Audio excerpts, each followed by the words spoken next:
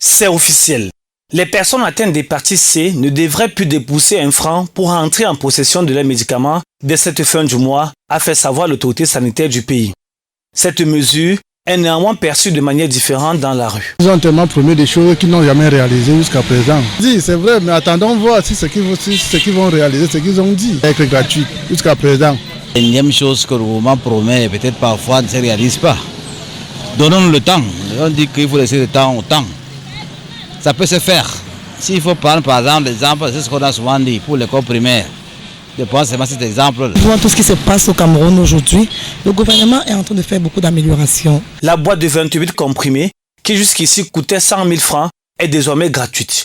Le gouvernement pense par cette méthode contribuer à un meilleur traitement des malades, rendant ce dernier totalement gratuit. L'avènement des nouvelles molécules qu'on appelle les antiviraux à action directe, les antiviraux d'action directe, qui sont des molécules qui aujourd'hui donnent des pourcentages de guérison de l'ordre de plus de 95%. Là aussi, le gouvernement de la République a fait des négociations et nous avons pu, comme dans quelques rares pays dans le monde, obtenir au profit des patients camerounais un prix de la valeur de 1% du vrai prix du médicament. La mise à disposition des médicaments au bénéfice d'un plus grand nombre de patients et la formation des spécialistes pourraient contribuer à la réduction de cette pathologie considérée comme un tueur silencieux.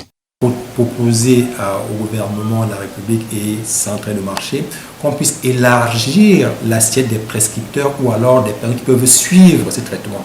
Au Cameroun, environ 10 000 personnes meurent chaque année d'une hépatite. Selon l'Organisation mondiale de la santé OMS, le pays fait partie des 17 les plus touchés dans le monde. L'hépatite C, dont la prévalence moyenne est de 13%, soit plus de 2,5 millions de personnes touchées, est l'une des plus présentes et ce, malgré les efforts du gouvernement. Plusieurs défis restent à relever, notamment celui du vaccin chez les nouveau-nés.